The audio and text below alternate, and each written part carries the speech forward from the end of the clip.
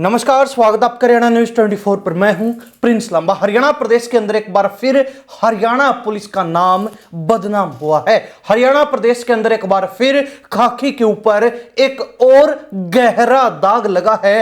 हरियाणा प्रदेश के अंदर एक बार फिर एक और कानून का रखवाला, कानून का उल्लंघन करते, कानून को ताक पर रखकर रिश्वत रूपी भीख लेते हुए रंगे हाथों धर दबोचा गया है। आखिर क्या कुछ ये पूरा मामला है, विस्तार से आपको बताते हैं। बता दें कि हरियाणा प्रदेश के सोनीपत जिले के अंतर्गत आने वाले गोहाना के सिटी थाना में तैनात एक एएसआई को anti corruption bureau Rohtak team ने 1.5 लाख रुपए की रिश्वत लेते हुए रंगे हाथ गिरफ्तार किया। आपको बता दें कि 1,50,000 रुपए की रिश्वत जो है एक बैंक फ्रॉड केस के नाम पर युवक को गिरफ्तार करने और उसको जेल भेजने की धमकी देकर ग्रहण की गई थी, मांगी गई थी। और इसकी शिकायत जब एसीबी को दी गई तो एसीबी ने भी तत्परता दिखाते हुए मौके की संवेदनशीलता को भापा और तुरंत प्रभाव से एक टीम को रवाना करके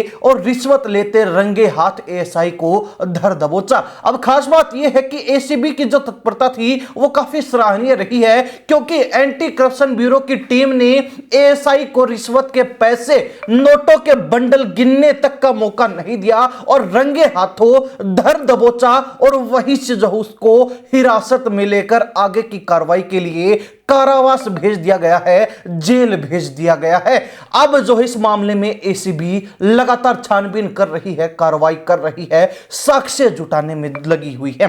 अब आपको बता दें कि पूरा मामला क्या है। तो जिस युवक को जेल में डालने की धमकी दी जा रही थी, उसके परिवार के सदस्य राजेश ने रोहतक की एसीबी को शिकायत में बताया कि गोहाना में एक प्राइवेट बैंक खोलकर लोगों के साथ धोखाधड़ी करने के केस में गोहाना सिटी थाना पुलिस ने उनके परिवार के सदस्य पवन को गिरफ्तार किया था। इस केस की जांच सिटी थाने में तैनात एएसआई जीत सिंह कर रहा था। शिकायत में राजेश ने आगे कहा कि आरोपी पुलिसकर्मी ने पवन के परिवार के अन्य सदस्यों और रिश्तेदारों को भी इस केस में फंसाने और जेल भेजने की धमकी दी। इसके बदले जीत सिंह ने परिवार से 3 लाख रुपए की रिश्वत मांगी और यह तक कहा कि अगर पैसों का इंतजाम नहीं हुआ तो अन्य सदस्यों को भी गिरफ्तार कर लिया जाएगा।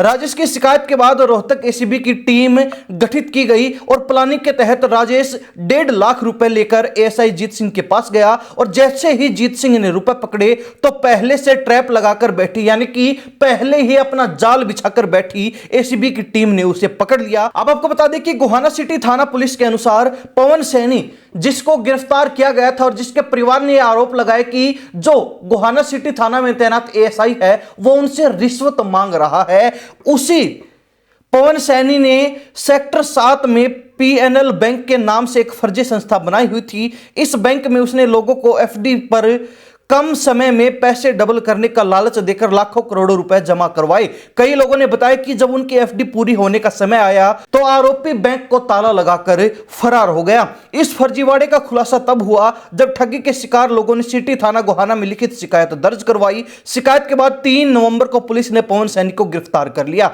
तब एसीपी राहुल देव ने कहा था कि लगभग 14-15 लोगों ने आरोपी पवन सैनी और उसके सहयोगियों के खिलाफ शिकायत दी थी।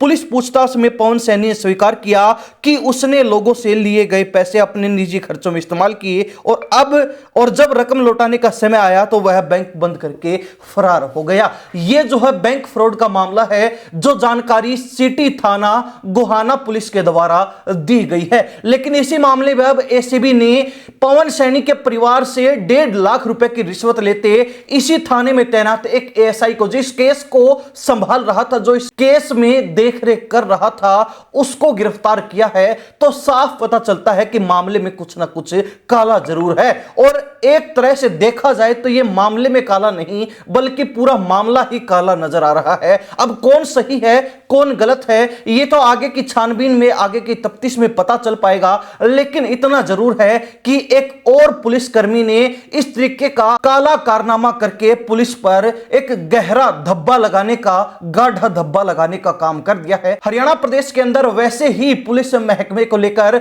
लोगों के बीच कोई खास सहानुभूति है नहीं, लोग ज्यादा भरोसा करते नहीं हैं, लोगों का धीरे धीरे विश्वास खत्म होता जा रहा है। क्योंकि इस तरीके के जब कारनामे, इस तरीके के जब जब पुलिस वालों के ही कांड सामने आते हैं तो लोग किस सूरत में जो है पुलिस पर भरोसा करेंगे। अब हर व्यक्ति की नजर में हरियाणा पुलिस एक तरीके से ऐसी बन चुकी है कि लोग सोचते हैं कि पुलिस में जाना यानी कि अपना घर बर्बाद करना है, क्योंकि वहां पर अगर कोई व्यक्ति पीड़ित है उसको भी पैसे देने पड़ेंगे और अगर कोई व्यक्ति मुजरिम है, आरोपी है, तो उसको भी पैसे देने पड़ेंगे। यानी कि हरियाणा प्रदेश के लोगों की नजरों में पुलिस महकमा रिश्वतखोरी के मामले में अव्वल बन चुका है। और पिछले दिनों एक खबर सामने आई थी, कुछ रिपोर्ट सामने आई थी जिसमें भी यह दावा किया गया था कि हरियाणा प्रदेश के अंदर पुलिस महकमा रिश्वत के मामलों में सबसे पहले स्थान पर है और इसके बाद हरियाणा सरकार के और भी कई महकमे रिश्वत के मामले में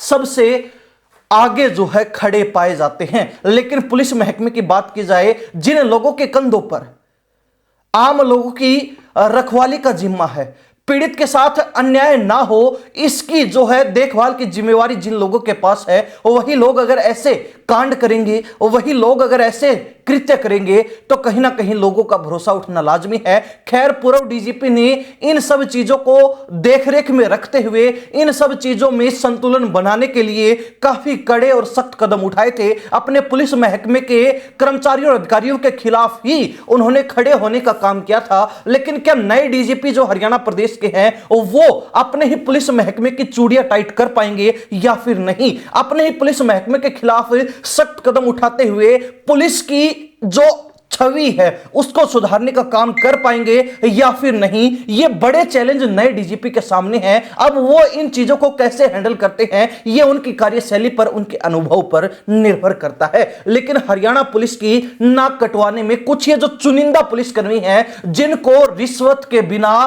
खाना हजम नहीं होता है, वो पीछे नहीं हट रहे हैं, कोई कोर कसर नहीं छोड़ रहे हैं। हरियाणा प्रदेश की जनता इस मामले को लेकर क्या राय रखती है, कमेंट के माध्यम से जरूर लिखिए। इन्हीं सब बातों के साथ मैं प्रिंस लांबा, हरियाणा न्यूज़ 24। नमस्कार, जय हिंद।